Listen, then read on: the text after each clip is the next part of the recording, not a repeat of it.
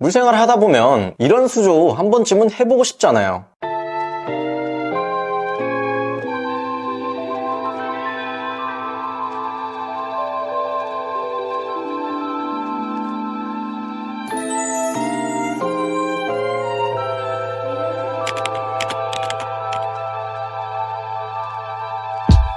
근데 어떻게 해야 될지도 모르겠고 돈 들여 하는 건데 망하면 어쩌지? 라는 생각도 들잖아요.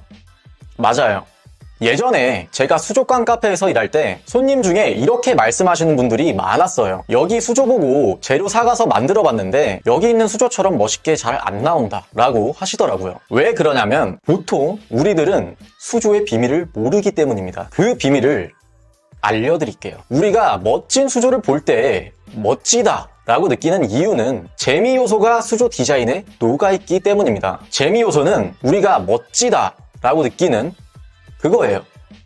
멋지다 라고 느끼는 이유는 단순히 그냥 멋있어서 라고 생각할 수도 있지만 우리가 어떤 미술 작품이나 수조를 바라볼 때 우리의 눈은 원근감, 음영, 시선의 흐름 같은 많은 시각적인 것들을 무의식 중에 자동으로 인식하게 되는데요. 그런 것 하나하나가 우리가 수조를 보았을 때 재미를 느끼게 하는 요소이고 멋있다라고 생각하게 되는 거예요. 뉴욕 구겐하임 미술관 큐레이터이자 미술평론가이신 안휘경 님이 이렇게 말씀하셨습니다. 예술가와 미술관은 관객들의 관심을 끌기 위해서 살아있다고 느끼는 소재를 활용하려고 무척 애쓰는데 이런 노력 덕분에 미술계 현안의 우선순위에서 이 재미 요소는 점점 더 높은 자리를 차지하고 있다. 어린아이가 막 그린 듯한 그림이 많은 관심을 살 수도 있지만 사람들의 관심을 끌기 위해선 이 재미 요소는 중요하다는 거죠. 하지만 우리가 그런 재미 요소들을 다 넣어가며 수조를 만들기는 힘듭니다. 프로 작가들이나 예술가들은 가능하겠지만요.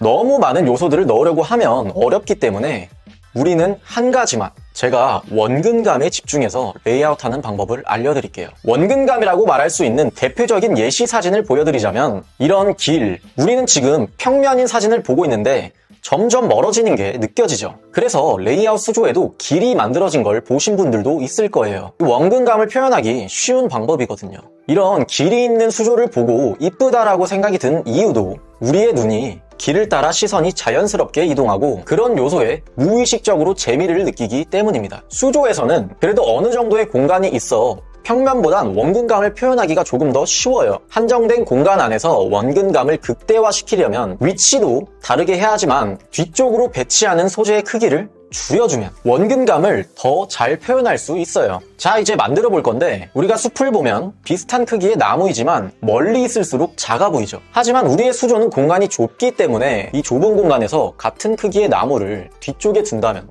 작아 보일까요? 차이가 미미하기 때문에 뒤로 갈수록 작은 나무를 사용할 겁니다. 멀어 보이도록 우리의 눈을 속이는 거예요. 우리는 실제로 보이는 걸 수조 안에다가 그렇게 보이는 것처럼 표현하는 겁니다. 이제 배치를 해볼 건데요. 물을 채웠을 때 나무가 물에 뜰 수도 있기 때문에 돌에 붙여서 배치하거나 나무를 수조 바닥에 실리콘으로 붙여주세요. 익숙하지 않다면 바닥재를 깔고 이리저리 움직여보면서 자연스러운 배치를 찾는 게 더 쉽습니다. 우리가 나무나 돌을 놓았을 때 그 소재의 아랫선 위치를 다르게 배치해주면 공간감을 더 극대화할 수 있습니다. 아랫선 위치가 일치하거나 너무 많은 소재를 넣었을 때 우리의 시선이 이동할 것이 적어지기 때문에 무의식적으로 재미없다고 느낄 수 있고 그렇게 되면 내 수조는 왜 이러지?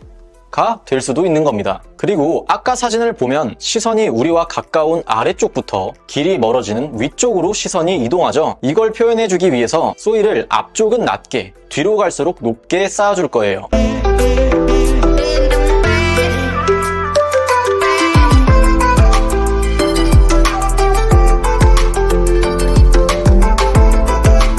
이렇게 배치가 끝났으면 위쪽에 튀어나온 부분들은 잘라주도록 할게요.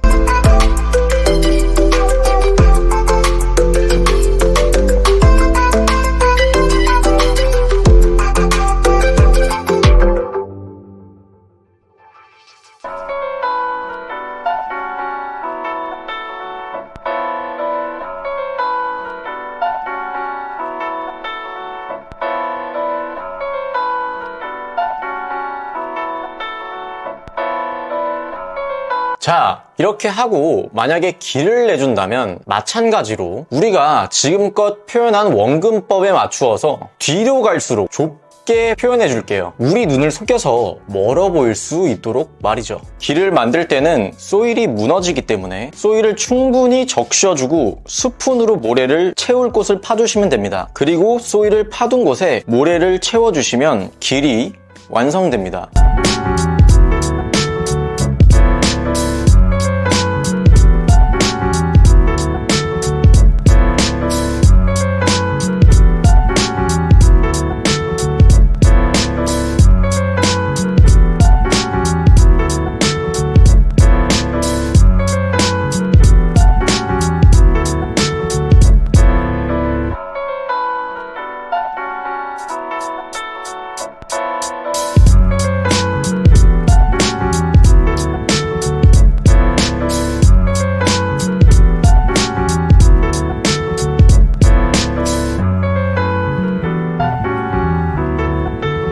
여기서 이제 수초만 심고 기다려주면 됩니다. 근데 제가 며칠 뒤에 이사를 가야 해서 수초 심고 완성되는 모습은 제가 가서 보여드릴게요. 그래서 오늘 내용을 간단하게 말하자면 우리가 2D 평면을 3D 입체적인 공간으로 옮기는데 그냥 딱 정면에서 봤을 때 2D라고 생각하고 옮기시면 됩니다. 제가 스케치를 하는 이유도 같은 이유예요. 스케치는 평면이잖아요. 그 평면에 맞추어서 레이아웃을 하면 똑같이 입체적인 표현이 나온다는 거죠. 제가 이쪽 업계에서 일을 했을 때 손님분들을 대하다 보면 매 달마다 처음 하시는 분들이 오세요. 그리고 얼마 후에 다시 오시면 이게 생각처럼 그렇게 안 되더라. 이런 게 아무나 하는 게 아니네요. 이런 말씀들을 하시면 되게 어려워하시더라고요. 한 분 한 분 올 때마다 제가 이렇게 보여드리기도 힘들고 말로만 알려드리는데 한계가 있었기 때문이라고 생각을 해요. 하지만 제가 이렇게 영상으로 전달해드리면 조금 더 자세히 알려드릴 수 있고 언제든지 모르는 분들이 와서 볼 수 있잖아요. 영상을 통해서 전달드리면 그 한계를 조금은 극복할 수 있을 것 같아서 이런 영상을 만들기 시작했습니다. 그런 만큼 오늘 영상도 꼭 도움 되셨으면 좋겠고요. 다음 영상에서 뵙겠습니다. 감사합니다.